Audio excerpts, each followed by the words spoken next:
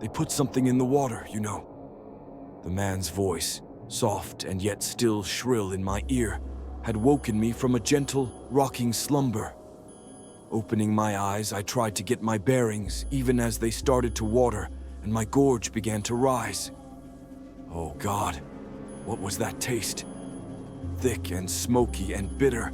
I gagged a little as I took in enough to realize I was on a city bus. How did I get here? And what was this man saying? I looked over at him and saw right away he was insane. A thrill of confused fear ran through me. He clearly expected a response, and I thought it best to play along. The water. He furrowed his brow in frustration as he dug a knuckle into his left nostril with a disdainful sniff. Yes, the water. Put drugs in it to make us docile. He gestured at the bus passengers. Some were asleep as I'd been, while others were staring dully out the window or into their phones, eyes searching the glass for other wares than here. I wanted to change seats, but didn't quite dare. You don't say. His nostrils went red as they flared. I do say. They don't want us thinking, realizing what this place is. They just want us to blindly breathe and fuck and give in. Eat the shit they feed us. I was so drawn in by his strange passion that I didn't realize the bus had come to a stop until the man jumped up into the center aisle. Glancing around uncertainly, I realized I was actually nervous about him leaving me alone. Leaning forward with a flush in my cheeks, I whispered to him, "Where are we?" The man let out a shriek of laughter. "Where are we?" Stomping to the front of the bus, he ran down the steps and out to the sidewalk before running around the bus and up to my window. "Where are we?" He glanced to his right, grin widening as he rolled his eyes back to me. "We're in hell." The truck didn't even slow down when it hit him. I heard the wet thudding scrape of him being drugged between the wheels for a few yards before he tumbled out in a wet pile on up the road. A few people murmured or exclaimed, but there were no real screams at first. It was only when they saw each other that the rest of the passengers all started squawking like startled birds. I had the thought that no one really cared.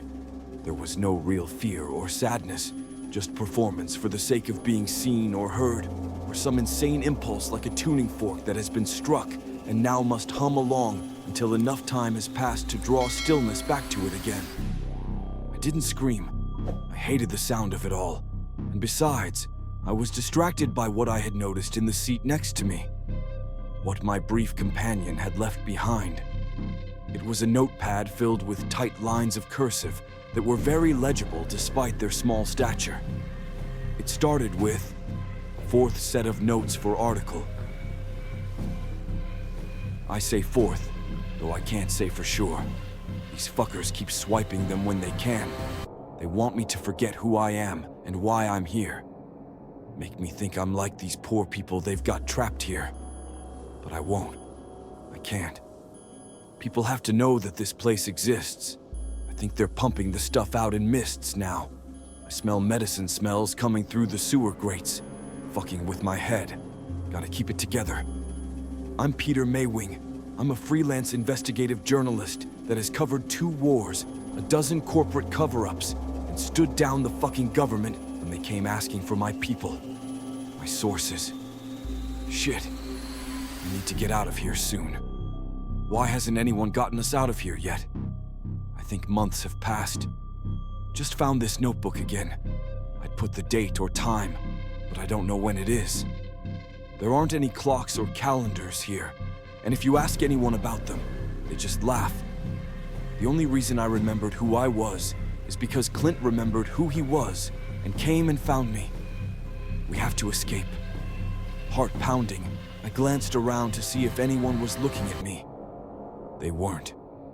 Most had sat back down, though a few were still yipping like coyotes, settling down for the night. Shuddering, I stuffed the notebook under my jacket and got off the bus. Nothing looked familiar here. Not the places or the people, or even the air, which had an odd, minty smell when the wind blew right. Pulling my scarf up to my face, I walked along for a few minutes before finding a small diner to duck into. I had no money in my pockets, but I did have a white card, and when I pulled it out questioningly, the waitress took it with a nod and brought it and a cup of coffee back to the table. Once I was sure no one was paying attention, I pulled out the notebook and kept reading. The buddy system. That was always our idea. Me and Clint would go in separately, but we'd watch each other's backs and make sure we both got out, or if shit went sideways, that at least one of us did. They caught on to our plan, or they always knew. Now they just reset us periodically, like we're computers that are acting up. Not exactly wiping the hard drive, but it's harder to get back the important stuff every time I wake up somewhere, not knowing who or where I am. I need to hide this somewhere safe.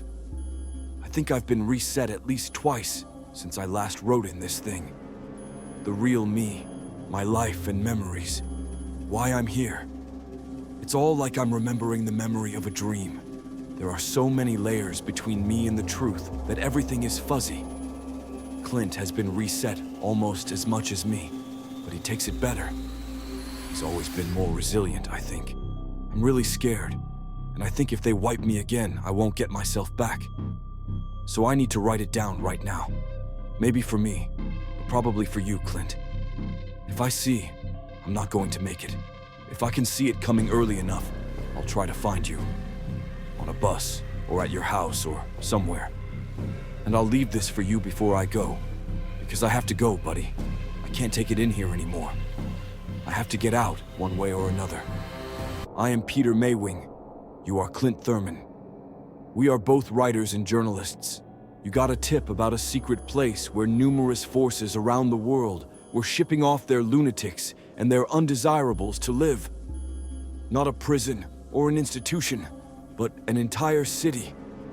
A sealed world away from everything where the hidden remains so. They drug our food and water, keep us confused and docile while doing a cruel mimicry of a real human life. It works well most of the time, but there are always episodes. People break down and start screaming or crying, or hurting each other, or stripping off naked, or going on killing sprees. But everyone is so numb that no one really pays attention to what's wrong around them for very long. These journals have been my intermittent lifeline, but I feel my grip slipping. You need to get out with or without me. Get out and tell what this place is. It's hell. I think I'll start drinking my piss. I know that sounds crazy.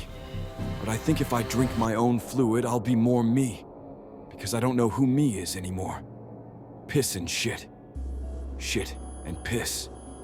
I only like one and the other I'd miss. I just read what I writed. I can't wait any longer. I have to find you. Give you a chance before I go by. Stay me long enough to warn you. I see you. They're loading you and 4 other people onto the bus. I got you. The buddy system, remember? Pissing shitters. Taking our air. That was the last entry. I reread it all 3 more times, and every time I remembered a bit more. He was right, wasn't he? We were journalists. This was an investigation. We were going to help people and get this all shut down. But first, I had to escape. I was terrified. But maybe because of the drugs they gave us, it was all in a very detached way. Swishing around the last of my coffee to get rid of the foulness on my tongue, I stuffed the notebook into my jacket and headed out onto the street. The card was some kind of debit card, I guessed. I was able to take taxis all over the city that afternoon. I didn't know who was a patient and who was a guard, so I had to give vague directions, but my real intention was to see the edges of the city. How far did it go, and what was the security like there? If it was made by humans, it was flawed, and I could find some mistake to exploit if I was smart and patient. Or so I thought. But everywhere I went, there were just roads that ended in walls, not of stone or concrete, but of glass. Black, featureless glass that went up as high as I could see. How was that even possible? How could you build something like that and have it not blow over or collapse under its own weight? My stomach was churning as I hailed my fourth taxi. Evening was creeping in now, and the light would be gone soon, but I still had south left. Maybe that's where everything came and went. It took me a few minutes to realize that instead of taking me that way, the driver was headed to the heart of the city. I think you're turned around. I said I wanted to go to the southern edge of the city. The man behind the glass chuckled. Oh, I heard you. But the radio man said take you to the station, so to the station you go. Heart pounding, I leaned forward. What? Who's the radio man? Another chuckle. The man on the radio, of course. I slammed a fist into the thick pane between us. God damn it. What's the station then? His eyes were yellowed and cruel when he found mine in the mirror. It's where they correct you. They pulled me from the taxi easily, using just enough force to get me to comply, no more or less. I'd been driven to an underground garage beneath a huge monolithic building I couldn't recall in my spotty memory. Had it always been there, or had it raised up like a dragon's head when it caught my scent? What the fuck was wrong with me? I needed to stay sane and find a way out of this. They drugged me through several floors and twisting corridors before strapping me down to a chair in a black chamber lined with tapestries of some kind. Looking closer, I started to retch. They weren't tapestries. They were the skins of people. Whole skins, flayed from their bodies, stretched and dried before being hung on display. Trembling, I felt my bowels loosen slightly as a woman walked in from the far end of the room and made her way to me. Hello, Tony, I swallowed. My name isn't Tony, it's Clint. I'm Clinton Thurman. I know who I am. Pulling up a chair from outside of my vision, she clucked her tongue as she studied me with a concerned look on her face. Oh, Tony, not this again. She shook her head and let out a small sigh. I don't blame you. I don't. I honestly want to blame Peter, but he wasn't well either, was he? And my mother always said you don't speak ill of the dead. Leaning forward, she put a cool hand on my forehead. But he is the one that always inflamed your delusions, wasn't he? What was it this time? You were spies on a TV show. What? I blinked, feeling tears in the corners of my eyes. We're reporters. She lifted her eyebrows. Ah, that one. So you're reporters. What are you reporting on? The weather? Frowning at her, I shook my head. I'm not telling you anything. The woman smiled at me. That's fine, Tony. I don't need you to. I'll tell you. According to Peter, you're both investigative journalists, right? Here to expose the city as some cruel prison where the dark forces of the world hide their unmentionables. Is that about right? I felt a tear sliding down my cheek as I stared at her. I'm not crazy. Her smile fell away, replaced by a look of sadness. Honey, yes you are. I know some people don't like using that word, but of course you are. You have delusions and hallucinations. We've been in this very room so many times, and you've said it looked like a spaceship, the inside of a tree, and those are just the pleasant ones. Your insanity lends itself to very macabre and paranoid flights of fancy. It felt hard to breathe now, and it took a couple of tries before I got my next question out. So this place isn't a city of crazy people. She patted my knee. It is, but not in a bad way. This is a very exclusive, very expensive institution for those that have families that can afford to have their loved ones treated and kept in an environment that is minimally restrictive while giving them the treatment they need. They can live full lives without feeling isolated or stigmatized, and in some cases they can even be reintegrated into society down the line if they make enough progress. She clucked her tongue again. Progress that you seemed to be making before Peter got his hooks into you again. Shame on him.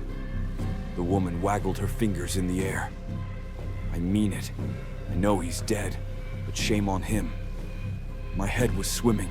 but I tried to focus on one thing she'd said. I can get out. Pursing her lips, she gave a small nod. Maybe. Someday. I hope so. But I won't lie to you. This latest episode has set you back considerably. We need to do a reset again, which I really hate because we just did one. A reset. Standing up, she pushed the chair back as she nodded again. Yes, I don't like doing them in quick succession, but I feel like getting this all out of the way now is better than letting it fester. Give you a clean start on the right track. How does that sound? I was sobbing now, terrified and grateful, and ashamed. I sucked in a deep breath, the mint burning my lungs as it went down. Yes, anything you say. Her smile was back now. Very good.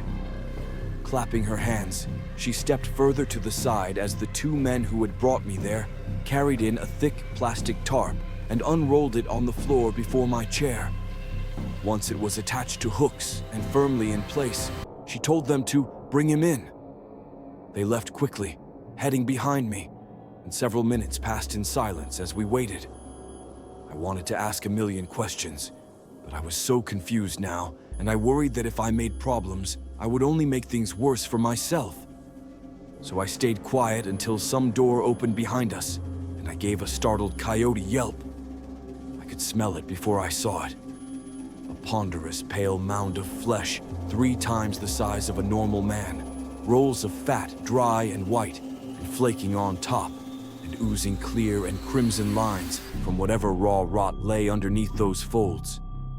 It had a head, but I only glimpsed its shape briefly as it was wheeled around and positioned so its stirruped legs were over the clear plastic tarp. Fighting back the urge to vomit, I looked over at the woman questioningly and whispered, "What is it?"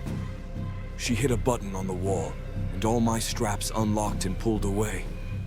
I would have stood up then, but her angry gaze had me pinned to the spot. "He is our god, and you will kneel to him. Now." Shaking uncontrollably, I pitched myself forward onto the tarp. How could any of this be real? It had to be more delusions. Was I really this far G? Dark matter began to curl out of the shadowy, fetid place between his legs, plopping wetly to the tarp with an explosion of new corrupted scents that made my eyes burn. A second piece, and then a third, a fourth, and then no more. All the time I was frozen on my knees, too afraid and disgusted to move or speak. I heard the woman step closer now as she put a cold hand on my neck. This is the reset process, one of the many gifts he gives us. This will put you back on the right path. Get rid of these delusions once and for all. Oh God. What do I have to do? She snorted lightly. Isn't it obvious? When I didn't respond, she pushed my head forward gently. Eat it, all of it. Eat it all right up. Can I get some water, please? My mouth tastes bad. The lady smiled at me. You can when you get finished writing it all down. Everything you remember. I held up the laptop like a child who had finished an unsavory meal. I did already. Her smile fell away. Don't be pert. You didn't write this part, did you? Keep going. Oh, sorry, okay. I paused and then, why are you having me write all this? You told me it didn't really happen. No, I said that it didn't matter that it happened, that no one will believe it, especially if we tell it to them like it's real. People are mistrustful of the truth when they want to lie. I nodded as though I understood, though I didn't at all. So what will you do with what I'm writing? She shrugged. Leak it onto the internet, maybe. I might post it on a forum. No sleep, maybe. What's that? She licked her thumb and rubbed something thick and gummy off my cheek before popping it back in her mouth. Sucking on it, she closed her eyes with a contented sigh. I think that's enough, Clint. You said my name was Tony. Did I? Well, I told you there was a world outside of here too, didn't I? I felt fear welling up in me again. You did. She giggled. her eyes hard as little chips of glass. I can't believe you believed me. She licked her thumb and rubbed something thick and gummy off my cheek before popping it back in her mouth. Sucking on it, she closed her eyes with a contented sigh. I think that's enough, Clint. You said my name was Tony. Did I? Well, I told you there was a world outside of here too, didn't I? I felt fear welling up in me again. You did. She giggled, her eyes hard as little chips of glass. I can't believe you believed me.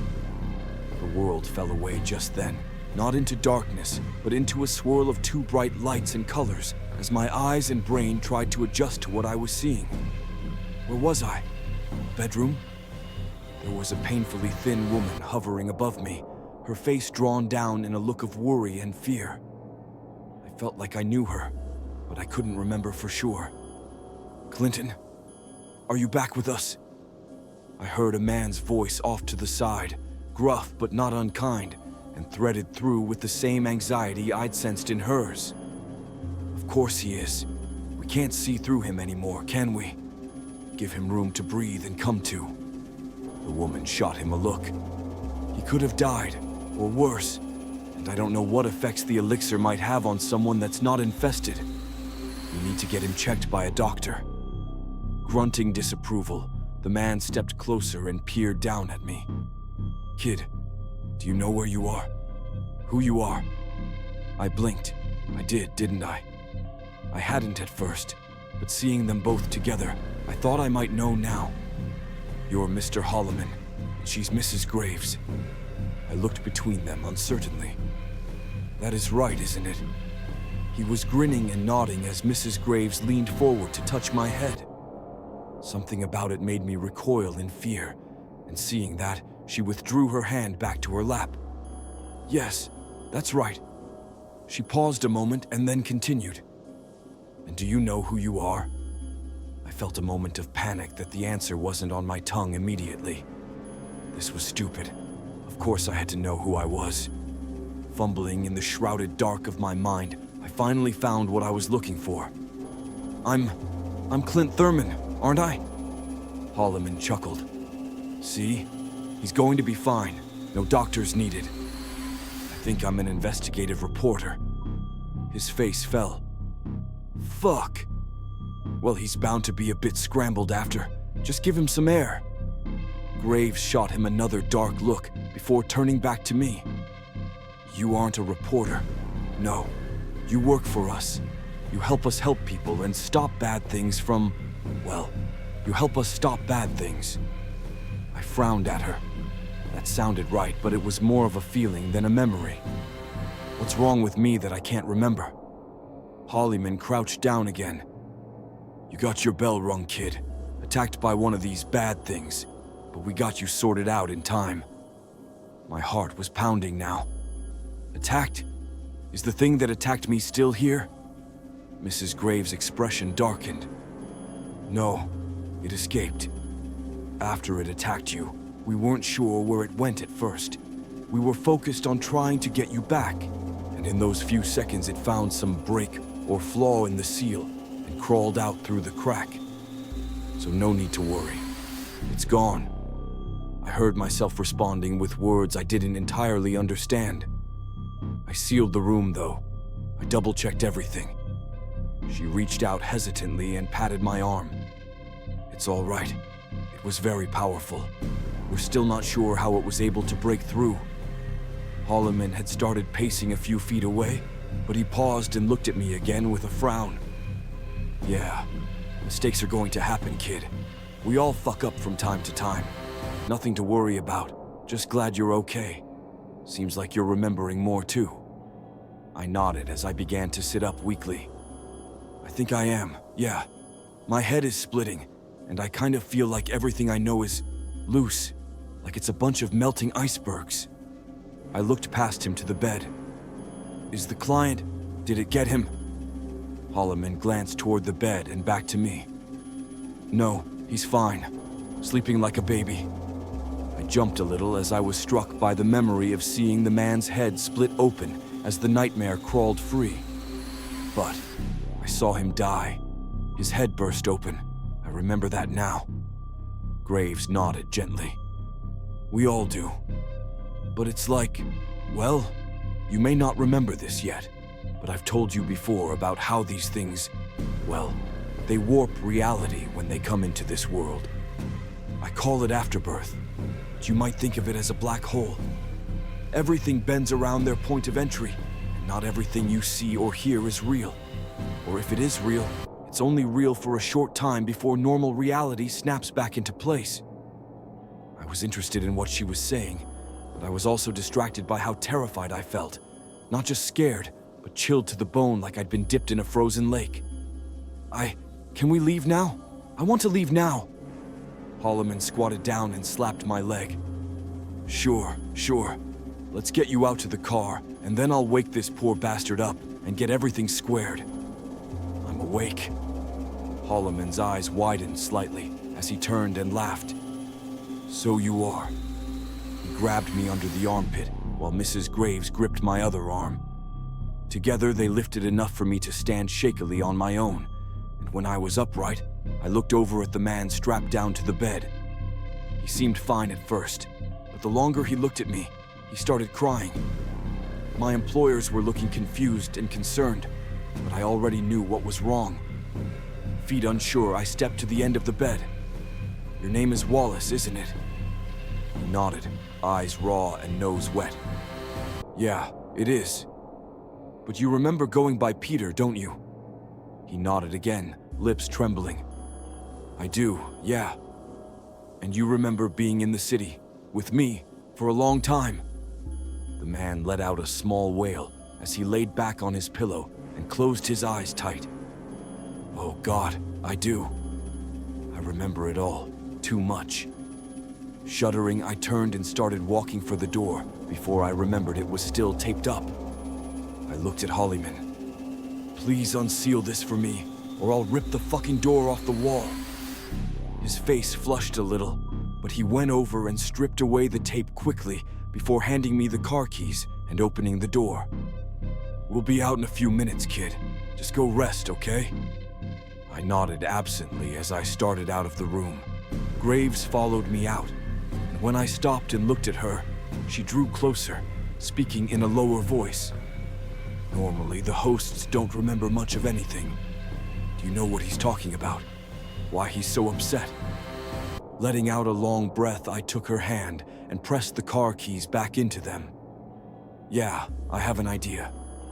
He remembers being trapped in the same place I was. He remembers killing himself, just like I remember watching it. Graves stared at me speechless, but I didn't give her much time to respond. I turned and walked out of the apartment, the building, and on out into the night. I felt exhausted, and every step was hard, but I wasn't going to get back in that fucking car with them. I didn't want to be around any of it anymore. And walking back home in the dark, hitching rides with strangers until I could get to a bus stop, was preferable at the moment. I was awake for the next 36 hours, and when I finally made it back home, I slept for another day and a half. I'm glad I didn't wake often during that time, because the few times I did, I was always terrified. I jump out of bed, check my apartment, look outside, turn on the TV, verifying as best I could that I was in the real world and not the city. And then, trembling and weeping, I would return to bed and tumble back asleep. I didn't dream in that sleep, but it wasn't entirely untroubled either. I could sense that something was different, like the air pressure had suddenly shifted, but inside me instead of out in the world. And when I finally did wake up for good, the feeling was still there. I tried to tell myself I was imagining things, but I didn't believe it. My dad used to say that there are things that you think and things that you know, and the key to being wise is being able to tell the difference. And I knew something was wrong with me. Over the next month, I almost called them a dozen times. Usually when the feeling of being watched or weighed down by something was at its worst, but a couple of days just because I missed them and the work, as stupid as that might sound. I had enough money saved up that I didn't have to find another job right away, and as angry and scared and sad as I'd been when I'd left them, I I don't think I'd quite given up on ever going back either. Still, my hands would start trembling when I picked up my phone to call. And when I answered Graves's call, I could barely breathe. Hello? Hello, Clinton. How are you doing? Okay, I guess. How are you and Mr. Holloman? Well enough. Missing you quite a bit. The work you do, of course, but you as a person too. We may be bad at showing it, but we've grown quite fond of you. I swallowed and looked up at the ceiling. I could feel her trying to put hooks into me again, but I wasn't sure if I minded or not. Well, that's nice. I miss you guys too. I don't know if I can do it anymore. There was a pause, and then, I understand.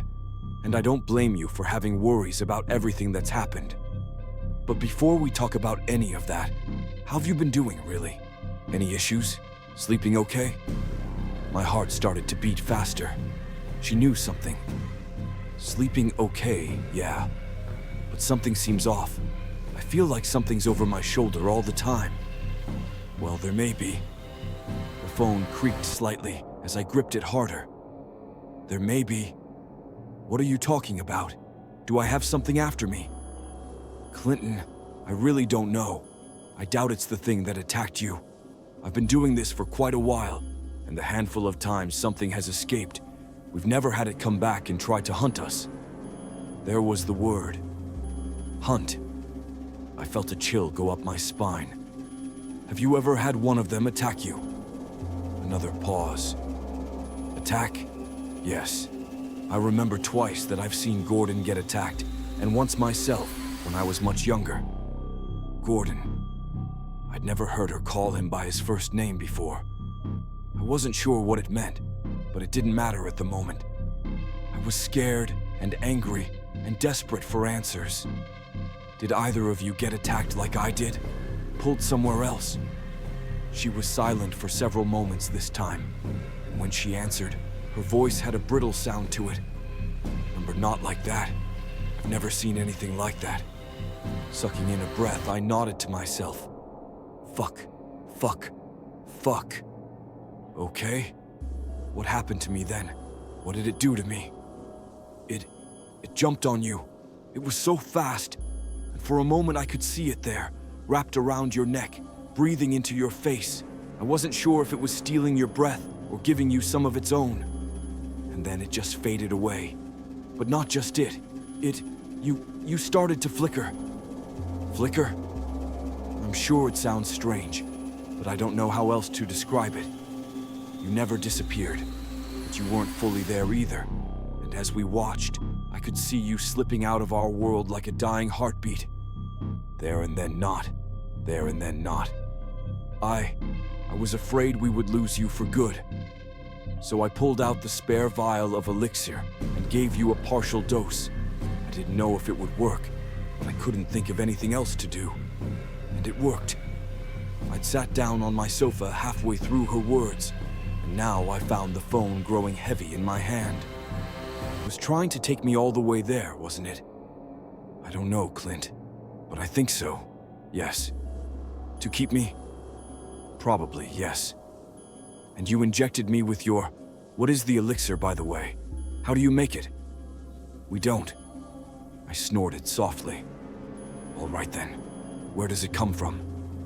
You know I can't tell you that yet. But if you continue working with us, in time... Oh, in time. That's right.